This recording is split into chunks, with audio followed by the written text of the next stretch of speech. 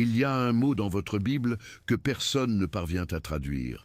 Il apparaît 71 fois dans le livre des psaumes, 3 fois chez le prophète Habakkuk, 74 fois au total, dans 39 chapitres différents. Et lorsque vous ouvrez votre Bible, dans n'importe quelle traduction du monde, ce mot apparaît exactement comme il est dans l'original hébreu, sans être traduit. En portugais, en anglais, en allemand, en français, en latin. Jeté là, au milieu du verset, comme s'il était un intrus. Les traducteurs anciens ne l'ont pas traduit. Les traducteurs médiévaux ne l'ont pas traduit. Les traducteurs modernes ne le traduisent pas. Ce mot, c'est Sélah. Sélah, Sélah. 4 lettres en hébreu. Samek, Lamed, et aucune certitude absolue sur ce que ce mot signifie. Non pas parce que le texte biblique serait obscur, le texte est clair. Le problème, c'est que sélaïque est un terme technique, un signal liturgique, un marqueur spécialisé d'une tradition musicale qui s'est perdue.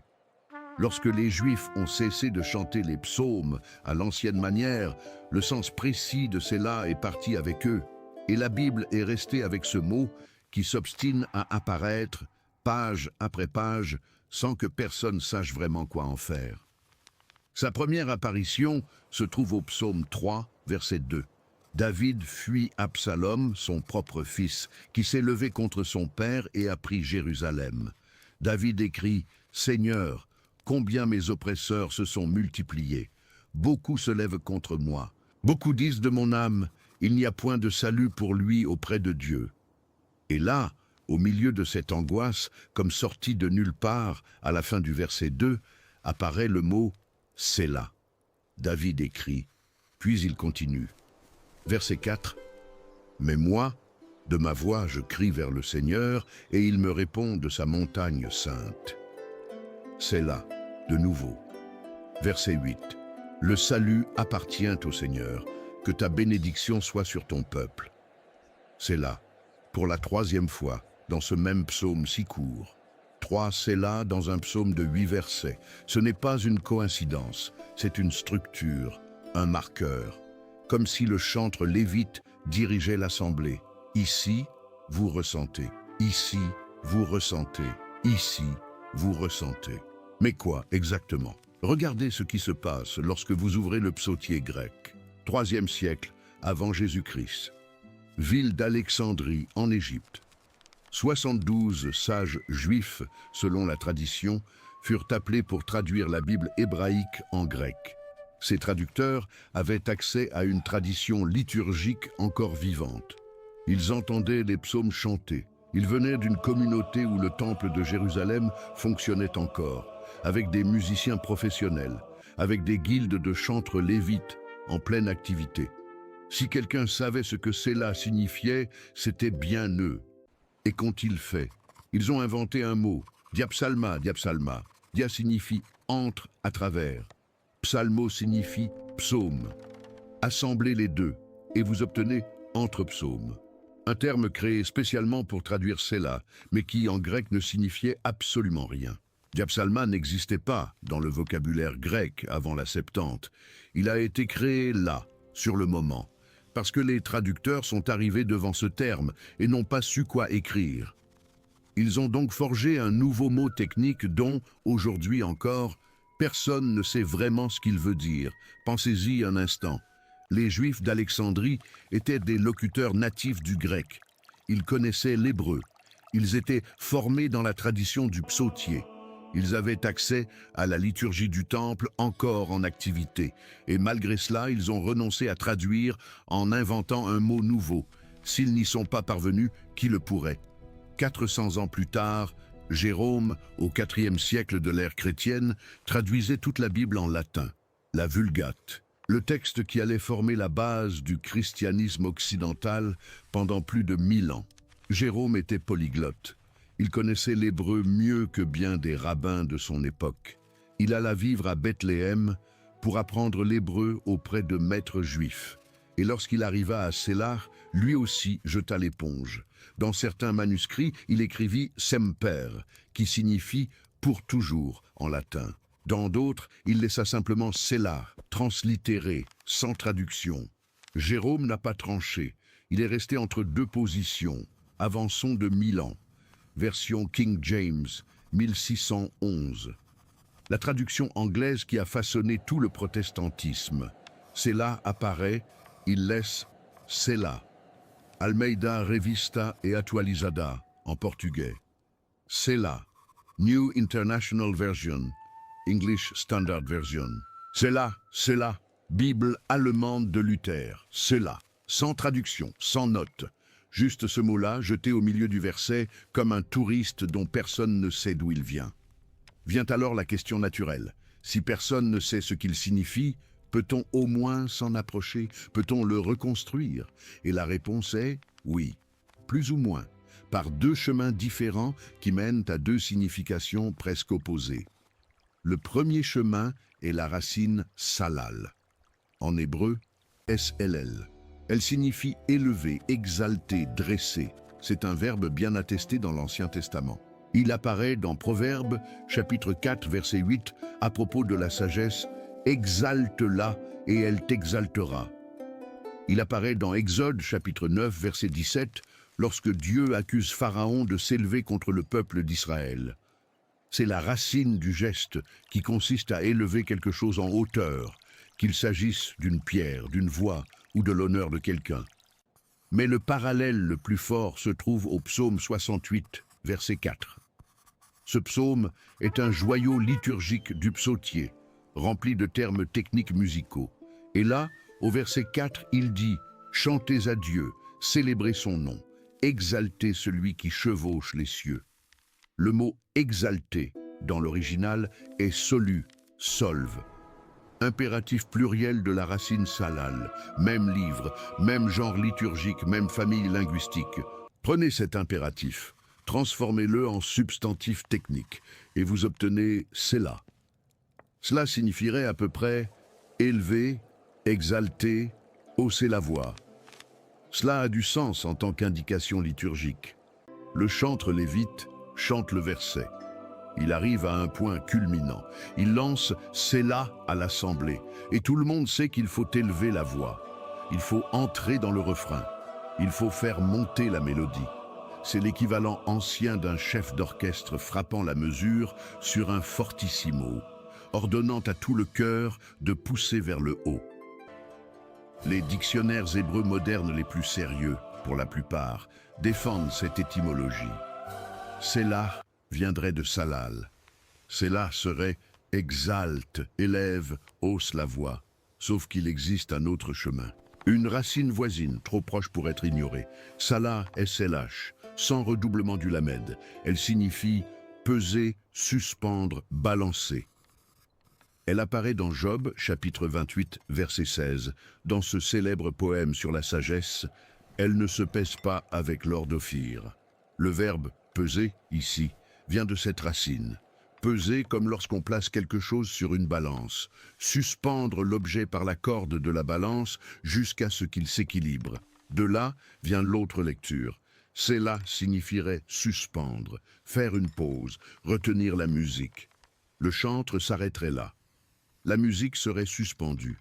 L'assemblée resterait en silence, réfléchissant. Cela serait plus ou moins l'équivalent ancien d'un point d'orgue moderne, ce symbole musical qui dit « soutenez cette note, tenez cette pause, laissez respirer ». Et ici, vous avez tout le paradoxe. Deux racines semblables, deux significations presque opposées. Salal ordonne d'élever, Salah ordonne d'arrêter, Salal crie, Salah se tait, Salah l'exalte, Salah suspend. Et Sélah peut être l'un ou l'autre, peut-être les deux à la fois, à des moments différents. Peut-être que la tradition liturgique utilisait le même mot avec une fonction souple, tantôt pour ordonner d'élever, tantôt pour ordonner de faire une pause. Peut-être pas. Plus personne ne peut trancher. Mais il y a une chose qui complique encore davantage le casse-tête. Sélah apparaît presque toujours à la fin d'un verset. Presque. Et c'est dans ce presque que le détective biblique trouve des indices qui changent la donne. Psaume 55, verset 19. David écrit au sujet de ses ennemis. Dieu entendra, et il les humiliera, lui qui siège depuis les temps anciens. Selah, car il n'y a point en eux de changement, et ils ne craignent pas Dieu. Regardez la place de Selah. Il n'est pas à la fin. Il est au milieu du verset, coupant la phrase en deux. Cela ressemble à une erreur de copiste, mais ce n'en est pas une. Il est bien là.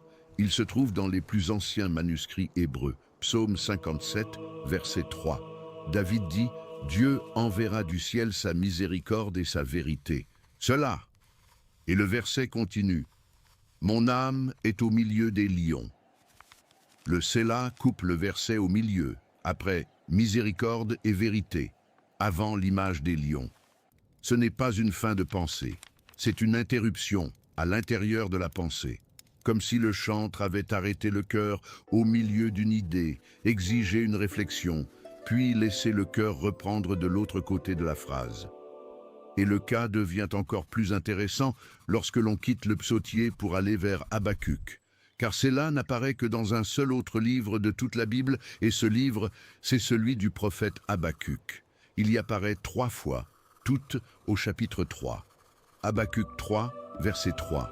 Dieu vient de Théman, et le Saint vient du mont Paran. Selah, verset 9.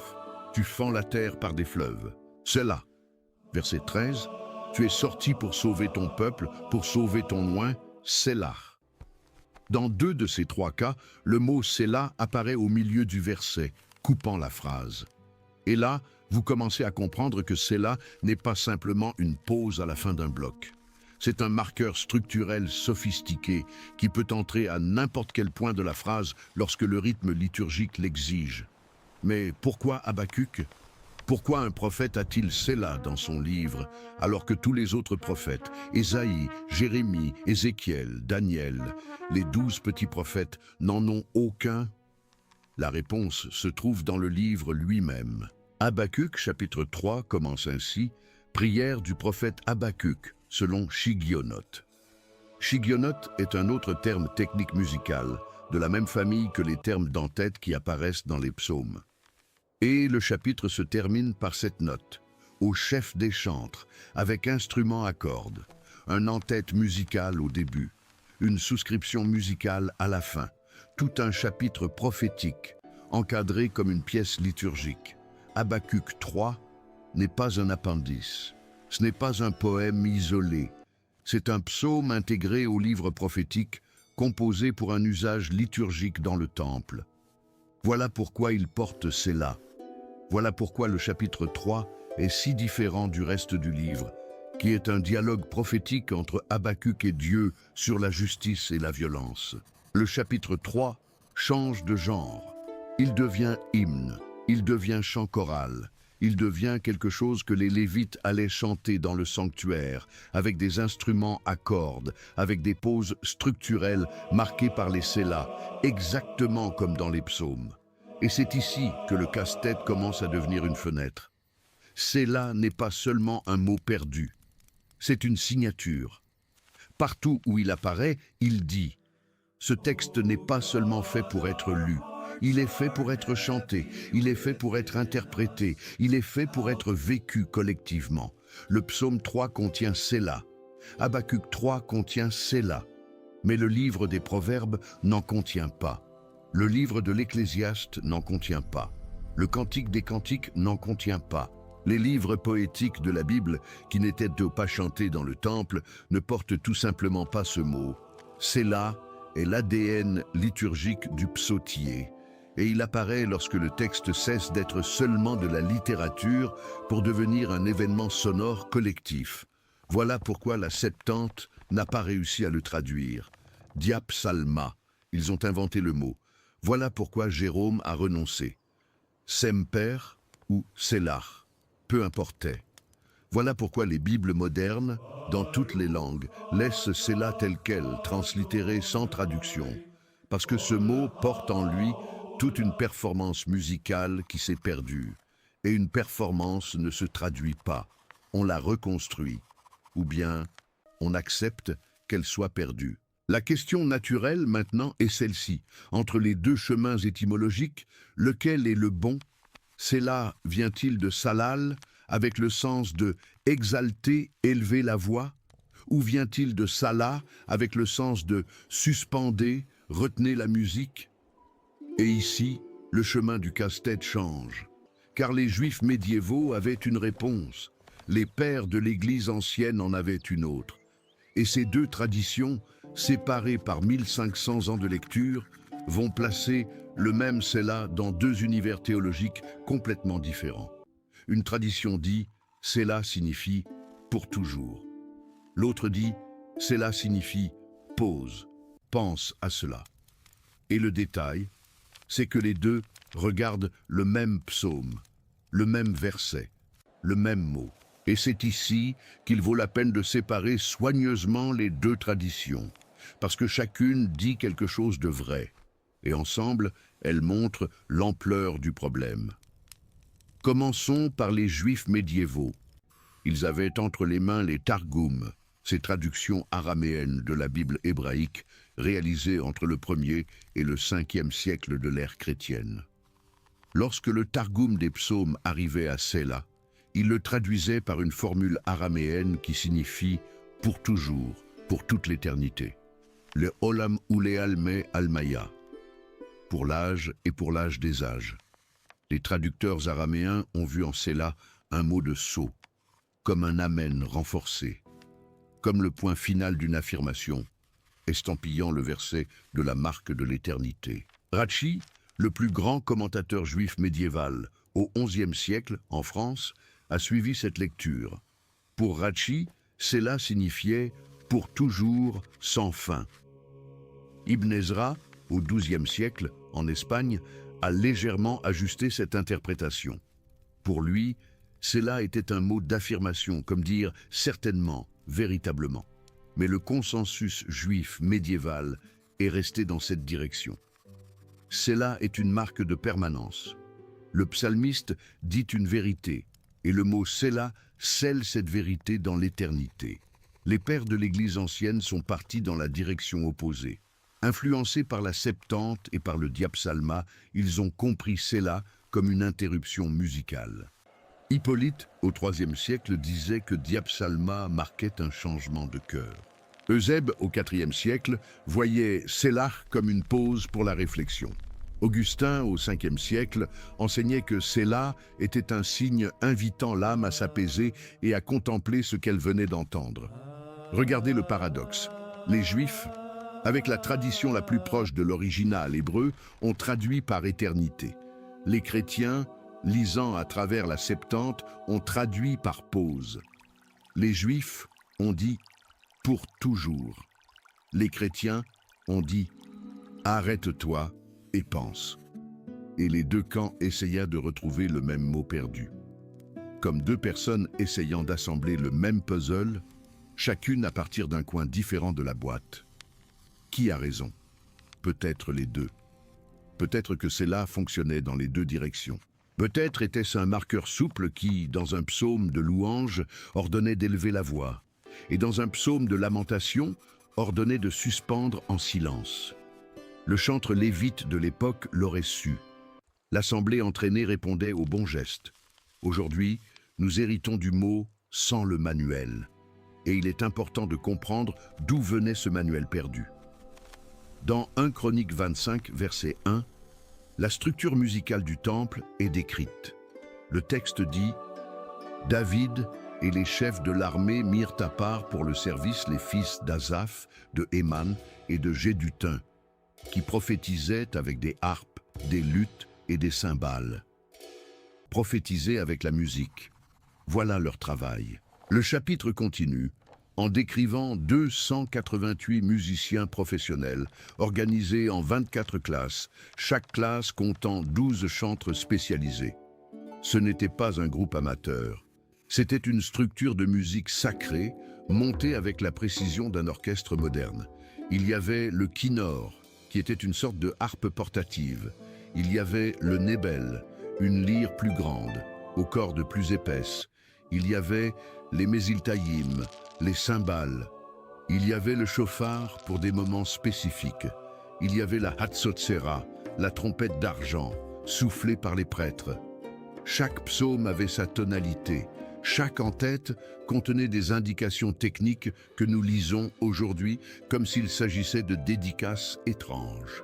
Plusieurs psaumes commencent ainsi « Au chef des chantres sur les lits » ou « Sur la colombe muette des lieux lointains » ou encore « Selon la guitite ». Ce sont des titres de mélodies. Des mélodies qui ont disparu, mais qu'à l'époque tout le monde connaissait de la même manière qu'aujourd'hui, nous reconnaissons une chanson populaire dès les premiers accords. Cela appartenait à ce monde. C'était une instruction technique à l'intérieur d'une performance organisée. Et lorsque ce monde s'est effondré, cela est resté accroché au texte, sans l'univers sonore qui le soutenait. Et ce monde s'est effondré en une année précise, l'an 70 de l'ère chrétienne. Le général romain Titus assiégea Jérusalem. Après des mois de siège, les murailles tombèrent. Le second temple fut incendié et rasé. Les récits anciens décrivent le pavement couvert de sang. Les musiciens lévites furent dispersés, tués, réduits en esclavage, emmenés comme trophées à Rome. Les 24 classes cessèrent de fonctionner, les harpes s'arrêtèrent, les cymbales se turent, la tradition musicale vivante, transmise de père en fils depuis les jours de David, fut coupée net. Que resta-t-il? Le texte, les psaumes continuèrent à être priés dans les synagogues dispersées à travers l'Empire romain. Mais la synagogue est un autre lieu.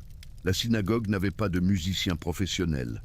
Elle n'avait pas de chœurs antiphonés avec 288 voix entraînées. Elle n'avait pas d'instruments élaborés. La liturgie synagogale était une récitation chantée simple, sans la structure orchestrale du temple. Les psaumes ont donc survécu comme paroles, mais la performance originale est morte. Et c'est là, marqueur de cette performance, est devenu orphelin de la tradition qui lui donnait sens. Voilà pourquoi personne ne le traduit. Ce n'est pas de la lâcheté. Traduire cela, ce serait traduire un acte, pas un mot. Ce serait comme prendre une indication musicale dans une partition fortissimo et tenter de traduire non pas le mot italien, mais le son qu'il ordonne de produire. Vous pouvez écrire très fort, mais ce n'est pas la même chose que d'entendre tout un orchestre exploser dans un fortissimo dirigé par le chef. C'est l'art, c'est à peu près cela. C'est l'indication d'un effet sonore, corporel, communautaire, que la page seule ne parvient plus à reproduire. Mais le casse-tête offre des indices supplémentaires lorsque l'on prête attention aux endroits où le mot apparaît. Le psaume 9, verset 16, contient quelque chose d'étrange. Le verset se termine ainsi. « Dans le filet qu'ils avaient tendu, leur pied s'est pris. Igaillon, c'est là. Igaillon. » Un autre mot technique perdu. Dans d'autres psaumes, Igaillon est traduit par son méditatif ou méditation, mais son sens exact est lui aussi incertain. Ici, au psaume 9, il apparaît collé à Sélah, formant une paire d'instructions musicales. Igaillon Sélah côte à côte. Deux marqueurs techniques. La combinaison suggère quelque chose comme interlude méditatif, puis élévation. Et la présence des deux mots ensemble révèle une chose importante. Le psautier possédait tout un vocabulaire de direction liturgique. Sélah n'était que la plus fréquente. C'est pourquoi elle a survécu dans la conscience générale des lecteurs. Les autres mots techniques ont été oubliés avec moins de résistance. Autre motif intéressant, le psaume 46. Le célèbre « Dieu est pour nous un refuge et une force, un secours toujours présent dans la détresse ». 11 versets, 3 Sélah, verset 3, verset 7, verset 11. 3 blocs symétriques. Chaque Sélah ferme une strophe et ouvre la suivante. Si l'on lit le psaume 46 en étant attentif au Sélah, on perçoit qu'il est composé en 3 parties équilibrées et que le mot est ce qui marque la division. Ce n'est pas le chaos, c'est une architecture. Et regardez le psaume 88, unique. Unique parce que c'est le psaume le plus sombre de toute la Bible. Il ne revient pas vers la lumière. Il se termine ainsi « Tu as éloigné de moi amis et compagnons. Mes connaissances, ce sont les ténèbres. » Le psaume 88 contient Sélah au verset 7 et au verset 10, mais le psaume se termine sans résolution. Il se termine dans l'obscurité. Et le Sélah, là, n'exalte rien. Il marque le poids, il retient le deuil. Ce Sélah est différent. Il suspend la respiration de l'assemblée au milieu d'une prière qui ne trouve aucun soulagement. C'est pourquoi le paradoxe des deux racines hébraïques est peut-être un faux paradoxe. Salal ordonne d'élever. Salah ordonne de suspendre. Mais peut-être que le mot Sélah, dans la pratique liturgique du temple, faisait les deux selon le contexte. Dans le psaume 3, il exaltait. Dans le psaume 88, il retenait. Et le lévite qui dirigeait le chœur savait lire la situation. Il savait quand pousser la musique vers le haut. Il savait quand la tirer vers le bas. Le mot était le même, mais sa fonction s'adaptait au ton du psaume. Et cela change la manière dont nous comprenons ce que Sélah fait dans votre Bible. La Bible n'est pas seulement un livre à lire, c'est un livre performé, et Sélah en est la preuve la plus visible. La présence obstinée de ce mot dans n'importe quelle traduction du monde est le vestige d'un culte ancien où le texte vivait en trois dimensions. La dimension de la voix des Lévites, la dimension des instruments, la dimension de la réponse de l'assemblée, avec des gestes, des prosternations, des mains levées au bon moment. Le texte biblique était multimédia bien avant que ce mot existe. Lorsque nous lisons un psaume aujourd'hui, en silence, sur un canapé, avec un café à la main, nous ne voyons qu'une seule dimension, la dimension écrite, la dimension conservée dans les manuscrits. Mais la dimension sonore, la dimension corporelle, la dimension collective, celles-là ne survivent que par fragments. Et Sélah est le plus grand de ces fragments. Il a survécu parce qu'il était fréquent. Il a survécu parce que les scribes se sont obstinés à le copier. Il a survécu parce qu'aucun traducteur, en 3000 ans d'histoire de ce texte, n'a eu le courage de le jeter. Regardez le paradoxe final. Cela est le mot le plus non traduit de la Bible. Et c'est précisément parce qu'il n'est pas traduit qu'il en dit davantage sur le caractère originel de l'écriture. Si vous le traduisez par « exalter », vous perdez son étrangeté. Si vous le traduisez par « pause », vous perdez sa souplesse. Si vous le traduisez par « pour toujours », vous perdez sa fonction musicale. Mais si vous laissez Sélah intact, translittéré, au milieu du verset, vous gardez le rappel que ce texte vient d'un lieu où le mot écrit n'était pas la seule chose qui comptait. La voix comptait, la musique comptait, le silence comptait, la réponse du corps de l'assemblée comptait. Et c'est pourquoi les traducteurs, tous anciens, médiévaux, modernes, ont choisi de ne pas traduire. Ce n'était pas un manque de capacité, c'était de la révérence. C'était l'humilité de reconnaître qu'il y a dans le texte biblique des choses dont nous héritons sans avoir le contexte nécessaire pour les comprendre entièrement. Et la meilleure chose à faire avec ces choses-là n'est pas de forcer une traduction, mais de préserver le mot tel qu'il nous est parvenu, afin que celui qui lit aujourd'hui, 3000 ans après le psalmiste originel, puisse encore percevoir que ce texte a un jour été vivant d'une manière que la page seule ne parvient plus à être. Sélah apparaît 74 fois dans votre Bible, 74 invitations à se souvenir qu'il existe toute une couche d'expérience religieuse ancienne qui s'est perdue. Et en même temps, 74 rappellent que même sans reconstruire cette couche, même sans savoir si le mot signifie « exalte »,« fais une pause » ou « pour toujours », le mot continue de fonctionner. Il interrompt encore la lecture. Il fait encore s'arrêter.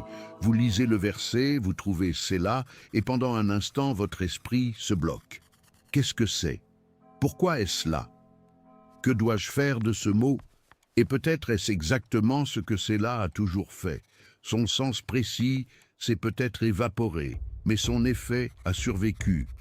Vous lisez, vous faites une pause, vous pensez, vous écoutez le silence que le mot a ouvert. Puis vous continuez. Verset suivant, psaume suivant. Les Juifs médiévaux n'avaient pas tort lorsqu'ils l'ont traduit par « pour toujours ». Les pères de l'Église ancienne n'avaient pas tort lorsqu'ils l'ont interprété comme une pause contemplative. Les traducteurs modernes n'ont pas tort lorsqu'ils le laissent translittérer. Chacun de ces choix saisit une facette de ce que ce mot faisait dans la liturgie originelle. Séla élevait, Séla suspendait, Séla marquait l'éternité dans le temps. Séla disait « respire ici », Séla disait « loue maintenant ». 74 fois, il apparaît pour vous rappeler que ce que vous lisez a un jour été chanté, que ce qui est muet sur la page a un jour résonné dans le temple de Jérusalem, avec 24 classes de Lévites, avec kinnor, nébel et cymbales d'argent, avec toute l'assemblée répondant aux bons endroits. Vous n'avez pas besoin de reconstruire tout cela pour comprendre le texte. Mais savoir que cela existait change la manière de lire. Cela nous fait percevoir que toute l'Écriture porte ce genre d'épaisseur. Chaque psaume, chaque prophète, chaque récit vient d'un contexte vivant, avec une voix, un corps, un son et un geste, dont la page d'aujourd'hui n'est que le reste préservé. Et peut-être est-ce la meilleure manière d'honorer le mot que personne ne parvient à traduire. Ne pas forcer un sens, ne pas inventer une certitude, accepter que Séla est une porte entr'ouverte vers un monde qui s'est évaporé. Regarder à l'intérieur, voir ce qu'il est possible de voir, reconnaître ce qui s'est perdu, puis poursuivre la lecture. 74 points dispersés dans l'écriture, où la traduction renonce et où la page confesse qu'il y a là quelque chose qu'elle ne parvient pas à dire toute seule. Et cela, loin d'être une faiblesse du texte, est l'une de ses plus belles forces. L'honnêteté de préserver ce qu'il ne comprend pas, le courage de laisser un mot intact par révérence pour ce qu'il a été un jour. Si cette vidéo vous a montré quelque chose que vous ne saviez pas encore, partagez-la avec quelqu'un qui aimerait aussi le découvrir. Laissez un like, abonnez-vous à la chaîne si ce n'est pas encore fait. À la prochaine vidéo.